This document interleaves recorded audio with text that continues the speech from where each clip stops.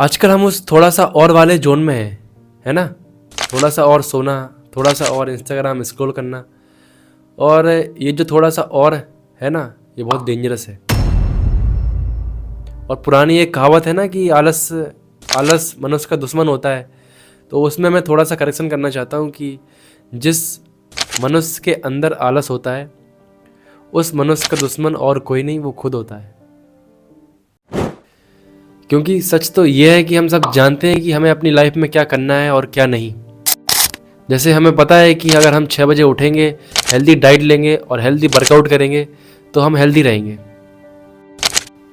But तुम में से ऐसे कितने लोग हैं जो 6 बजे उठते हैं? शायद 90% लोग नहीं उठते होंगे।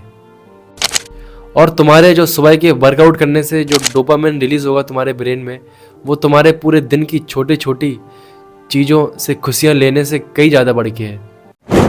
और तुम्हें पता होगा कि बड़े लोग जो कह गए हैं कि छोटे छोटे चीज़ों में खुशियाँ ढूंढो, और अगर वही छोटी छोटी खुशियाँ एडिक्शन बन जाएं तो समझ जाओ कि प्रॉब्लम शुरू हो गई है।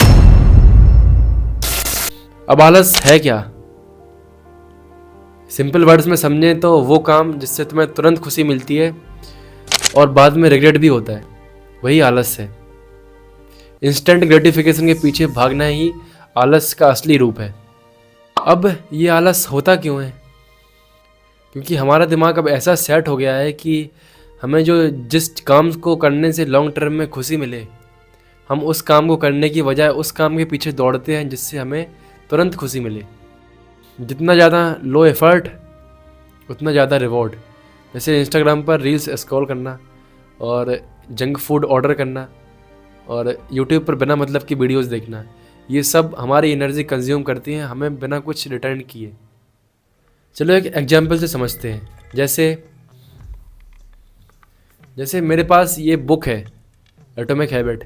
ये कोई स्पॉन्सर नहीं है, वैसे भी इस बुक को कोई स्पॉन्सर की ज़रूरत है भी नहीं, ठीक है? तो जैसे मैं इस बुक को पढ़ूंगा तो मुझे तुरंत खुशी नहीं मिलेगी। मुझे खुशी तब मिलेगी जब मैं इस बुक से ली हुई नॉलेज को कहीं यूज़ करूंगा, और तब मुझे रिवॉर्ड मिले। तब उस चीज़ से मिलने वाली खुशी लॉन्ग लास्टिंग होगी। फिर तुम्हें फ़र्क नहीं पड़ेगा कि तुम्हें छोटी चीज़ों में खुशी मिल रही है कि नहीं मिल रही है। अब इसका एग्जैक्ट अपोजिट इंस्टाग्राम पर रील्स स्क्रॉल करने पर होता है। जैसे ही तुम इंस्टाग्राम पर 1 से 2 मिनट रील्स स्क्रॉल करोगे, वैसे ही तुम्हारे ब्रेन में डोपामिन रिलीज होना स्टार्ट हो जाता है, और वो 1 से 2 मिनट कब घंटों में बदल जाए तुम्हें पता भी नहीं चलता। जितनी भी सोशल मीडिया की जो कंपनी है, उनका मोटिव ही यही है कि तुम उसमें फंसे रहो। कंपनीज चाहती हैं कि तुम उनके लो एफर्ट और हाई रिवॉर्डेड वाली चीज़ों में घंटों फंसे रहो, ताकि उनका बिजनेस बढ़ सके।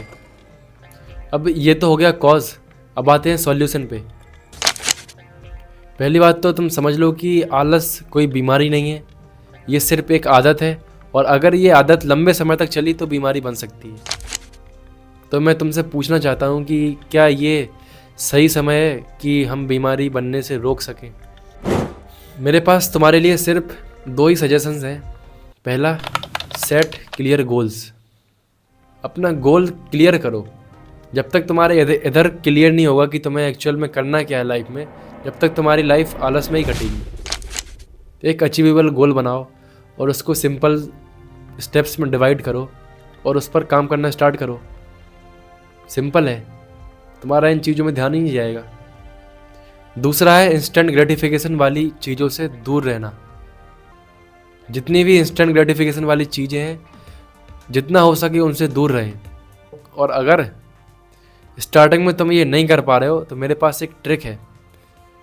वो क्या है कि जब भी तुम इंस्टाग्राम स्क्रॉल करो या यूट्यूब स्क्रॉल करो या नेटफ्लिक्स देखो, या तुम लिमिट से ज़्यादा सो रहे हो, तो जब भी तुम्हारे ब्रेन में आए कि थोड़ा सा और देख लेता हूँ या थोड़ा सा और सो लेता हूँ, तो तुम्हें उस चीज़ को उधर ही स्टॉप कर देना है। इससे होगा क्या कि तुम्हारा जो पहले टाइम वेस्ट होता था वो उससे कम ही होगा। ये तरीका मैं यूज़ करता था जब मैं ज़्यादा रील्स या ज़्यादा यूट्यूब देखता था तब, या ज़्यादा गेम्स खेलता था। और मैं एक बार फिर से बोलना चाहता हूँ कि एक क्लियर गोल सेट करो, उसको छोटे छोटे पार्ट्स में डिवाइड करो और उस पर काम करना स्टार्ट करो। क्योंकि एट दी एंड तुम्हें वो करना ही है, उससे तुम बच नहीं सकते। क्योंकि 1 साल बच जाओगे, 2 साल बच जाओगे, 3 साल बच जाओगे, 4 साल बच जाओगे, उसके बाद तुम्हें वो करना ही पड़ेगा। और जब करना है तो करो।